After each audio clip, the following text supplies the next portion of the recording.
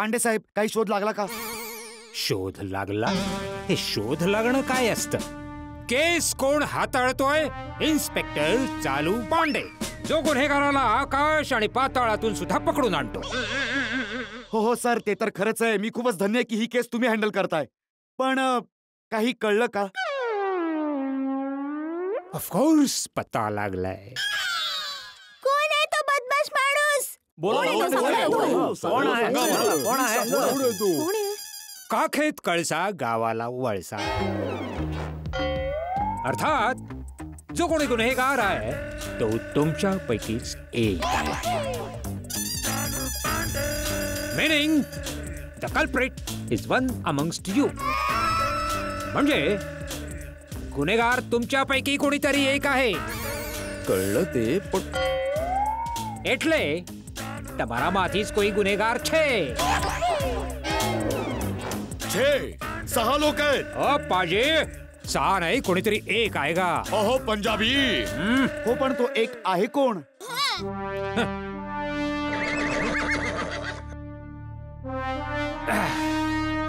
अंदाज लावा. सगळं काम पोलिसांनीच करायचं का? हो, तुम्ही सांगा ना पांडे साहेब, प्लीज. कोण आहे तो? सांगा ना प्लीज. ओके, चला तुम्हा लोकांना एक हिंट देतो.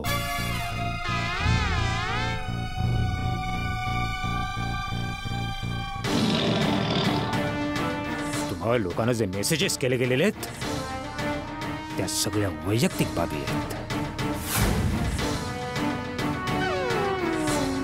आणि अशा वैयक्तिक गोष्टी कुणा जवळच्यालाच माहीत असणार नाही.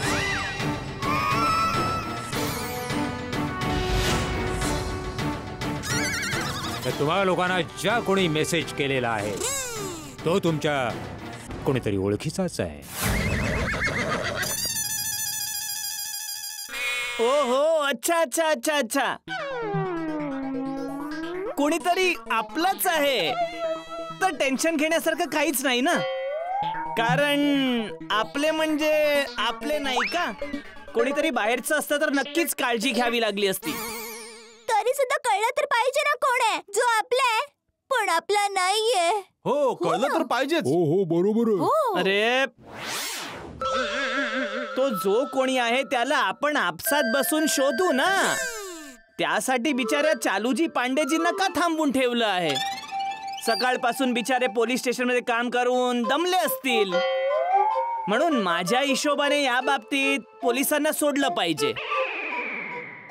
चालूजी पांडेजी, मी काय म्हणतो, तुम्ही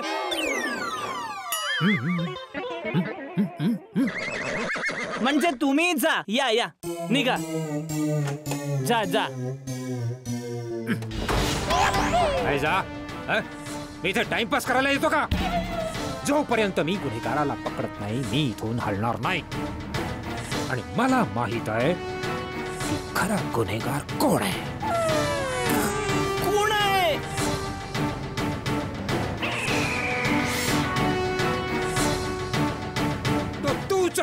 तूच आहेस.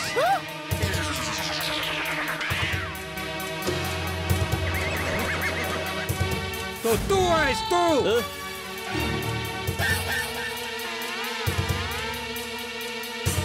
तो गुन्हेगार हा हा हा हा हा आहे.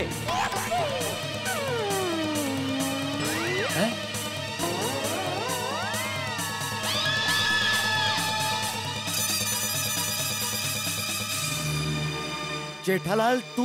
जेठालाल तू? जेठा भाऊ? जेठालाल? जेठाजी तुम्ही? नाहीये, शक्य नाहीये. अरे कसं शक्य नाहीये दयाताई? आमच्या ट्रॅकिंग रिपोर्ट नुसार ज्या मोबाईल वरून मेसेजेस केले गेले होते ते एमजी रोड वरच्या एका इलेक्ट्रॉनिक दुकानातून केले गेले होते. आणि त्या इलेक्ट्रॉनिक दुकानाचं नाव आहे गडा इलेक्ट्रॉनिक. गडा इलेक्ट्रॉनिक. गडा इलेक्ट्रॉनिक.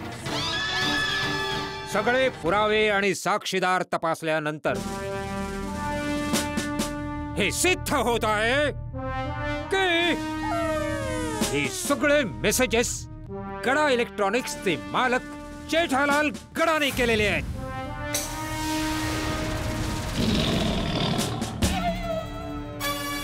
खरं खरंच सांगून टाक जेठालाल, नाहीतर तुला तर माहीतच आहे माझं नाव आहे इन्स्पेक्टर चालू पांडे. खोट बोललास तर खाशील नाही जाणे. नाही, हे खरं आहे, खरं आहे, खरं आहे. यस. अगं बाई जेठा भाऊ, टपूचे पप्पा हे तुम्ही काय केलं? काय केलं ते जाऊ दे दया वहिनी. जेठालाल तू हे का केलंस? जेठालाल तुला माहिती आहे जेव्हापासून मेसेज आला आहे बबिता किती टेन्शन मध्ये आहे. तिने तर नवीन जॉब शोधायला सुरुवात पण केली. आणि जेठालाल मी माधवीला समजावून दमलो की मी तिच्यापासून काहीही लपत नाहीये, पण ती ऐकायला तयारच नव्हती. जेठाभाऊ तुमच्या मेसेजमुळे लाडू शोधून शोधून माझी हालत खराब झाली. कमीत कमी 100 ग्रॅम वजन कमी झालं असेल. ओय तुझ्याचमुळे माझी डार्लिंग रोशन माझ्यावर संशय घेत होती की मी गॅरेजचं खोटं कारण देऊन पार्टी शार्टी करायला जातोय.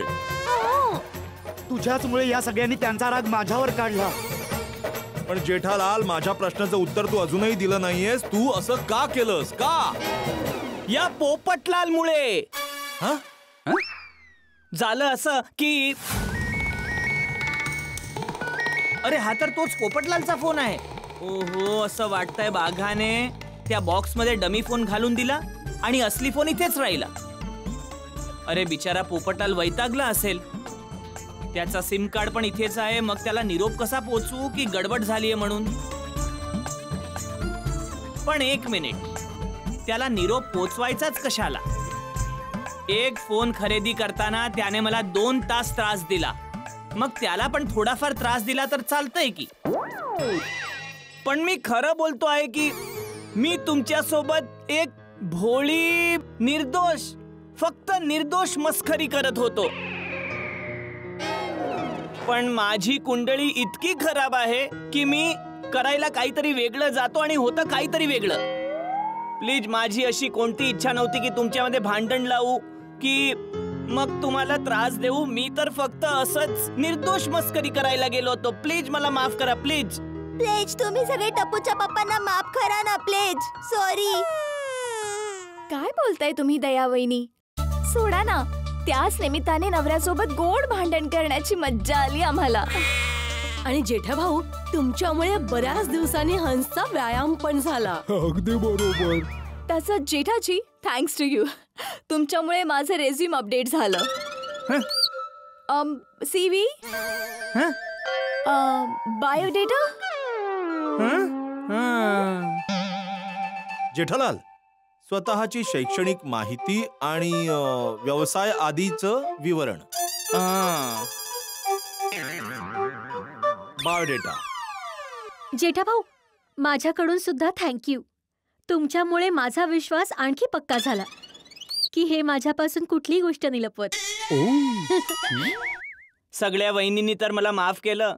आता भावांनो, तुम्ही पण मला माफ करा प्लीज. ओय जेठाप्रा, ओय आपल्या प्रेमळ गोकुलधाम सोसायटी मध्ये कोणीही एक दुसऱ्यावर जास्त वेळ रागून नाही राहू शकत. ओय जा, माफ केलं तुला. अरे थँक्यू थँक्यू थँक्यू सोडी. अरे बाबा, मी पण तुला माफ केलं. थँक्यू थँक्यू भाऊ. Thank you thank you. हा भाऊ, आमचा राग तर सोडा बॉटल सारखा, एकदम वर येतो, एकदम शांत होतो. चला भाऊ, जाऊया. जेठालाल, माझा मोबाईल कुठे आहे? अरे हो, हे काय? मग दे बाबा, लवकर दे. गुरुजी बोलले होते की फक्त 9 वाजेपर्यंत मुहूर्त आहे आणि 1-2 मिनिटच शिल्लक आहेत. ओहो पोपटलाल, लवकर मोबाईल चालू कर आणि मिस कॉल दे. म्हणजे मला म्हणायचं की चेक कर बाबा, जेठालालने मोबाईल दिलाय की डमी फोन आहे. ए बाबा, सगळं शांत झाल्यानंतर तू परत कशाला माचीस लावतोयस रे? नाही, निर्दोष मस्करी करतोय मी, निर्दोष. असं काय?